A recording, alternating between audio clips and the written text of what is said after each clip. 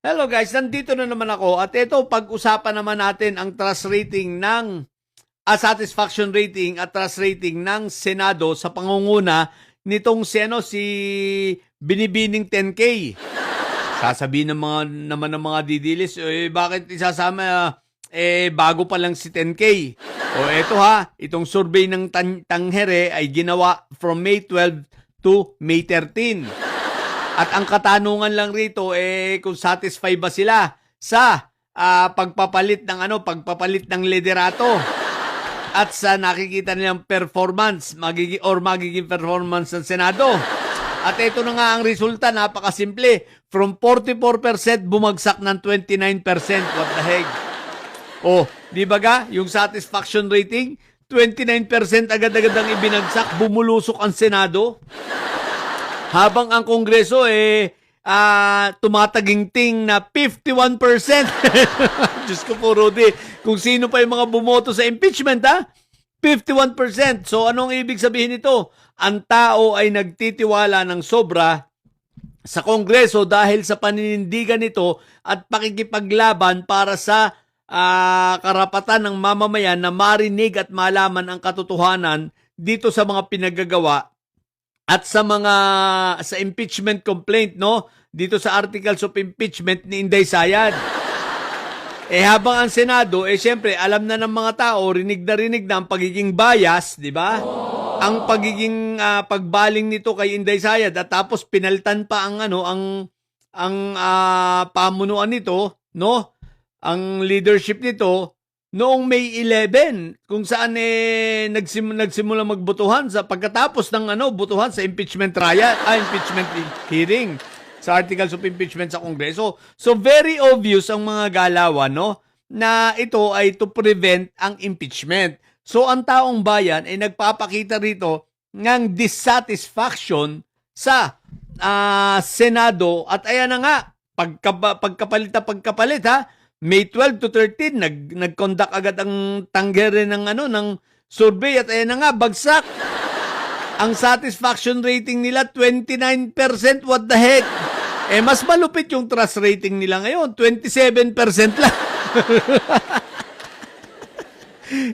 Isipin mo, 27% ang tiwala ng tao sa inyo. What the heck? May 13 hindi pa sakop nito yung yung kadramahan ninyo what more kung ito pa, kung inabot pala nito ang kadramahan at ang stage play nitong gunfire dyan sa Senado. Itong gawa-gawang shootout, di ba? Di lalo na, baka 10% na lang. Kaya ngayon, kayong mga senador, no, mag-isip-isip na kayo. Kayong miyembro ng 13 Judas. Walang tiwala sa inyo na ang tao. Sa bagay, kaya bumaliktad na kayo next week. Pag dineclare na bakante ang seat ng presidency, Senate presidency, alam nyo na. Iwanan nyo na yan si Cayetano dahil wala nang tiwala ang tao dyan. Paano ba naman magtitiwala? Ever since naman sinungaling yan. Tingnan mo. Sampul ko sa inyo, hanggang ngayon, ipinangako niya ang 10,000 para sa mga mahihirap. Tinupad ba niya? Di sana kung talaga para gusto niyan tuparin yun, di sana yung sweldo niya buwan-buwan na 300 plus o sabi mo 400 na lang. Di baga sa tig-10,000 meron na siyang 40 taong mabibigyan nun. Di ba? Di ba 10,000, 400,000, 40,000 tama. Mga 100 tao. 100 tao mabibigyan niya nun. Sipin mo yun. Tama ba? 400,000 ang 40 pala, 40. 40 kasi 100,000 10 40 tao agad Di ba? Kahit at least sa 40 tao, maging makatotohanan na lang na binigay niya yung 10,000 na ipinangako niya, di ba? What the heck?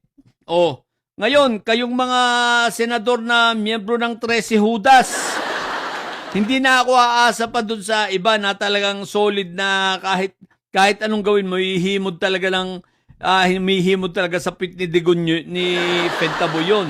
At talagang wala na sa tamang mga pag-iisip. Pero yung iba diyan, na alam ko naman babaliktad sa sa pagdating sa impeachment trial, bumaliktad na rin kayo. Para sipain nyo na sa Senate presidency itong si Kawatano, si Binibining 10K para makabawi-bawi naman ang Senado sa kahihiyan. Aba, isipin mong puro kahihiyan ang pinaggagawa ninyo para iligtas si Bato, para gumawa ng chaos at huwag matuloy ang impeachment. Gumawa kayo ng shooting na drama na yan. Di ba? Oh, palitan na yan para sa ganon, magkaroon ng katarungan, magkaroon ng justice ang mga nangyari dyan sa Senado sapagkat hindi deserve ng taong bayan ang mga pangyayaring katulad ng ganyan.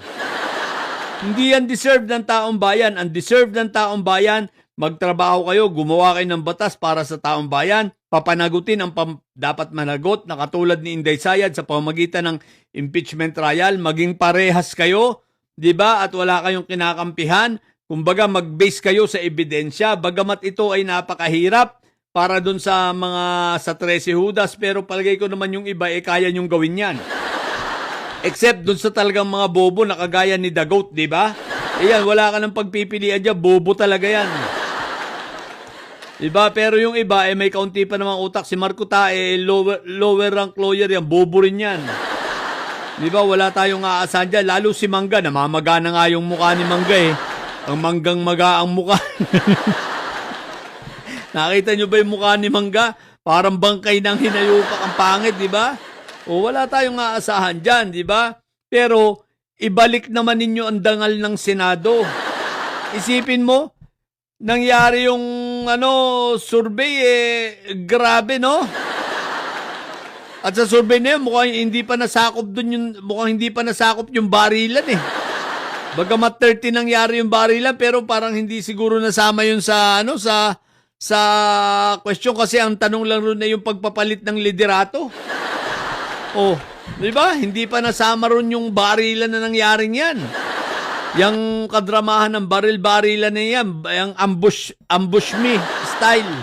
Di ba? Wala pa yan. So sa shake up pa lang nung leadership yung pinag-uusapan dito, bumulusok na sa 29% pagpapatunay na ang taong bayan ay hindi gusto si Binibining 10K. No? Ayaw ng tao kay Binibining 10K para maging Senate President kasi nga wala naman wala itong integridad. Ang kailangan natin ay taong may integridad para sa Senate President. Yun ay mga bagay na wala dito kay Binibining 10K. Kaya ano pang hinihintay yung mga hinayupa kayo? Alam nyo guys, kung may session lang nito nakaraang Biyernes, malamang-lamang bago ng Senate President. Okay, pero tingnan natin sa Monday kung ano mangyayari. Kaabang-abang ha. Tingnan natin basta sa mga darating na araw. Okay? So, yun lang muna. At good luck sa 13 Judas na ang tama ay sa leeg. May mga iiyak dito, sigurado ako. Abangan lang natin. Sa mga bobong didilis at may isaya dyan nanyo, ang BP nyo ay bobo, ang tatay nyo ay preso, nabaliktad. At hilig kayo mga bobo at may sayad sapagkat ang may sayad ay laging high blood. Bye!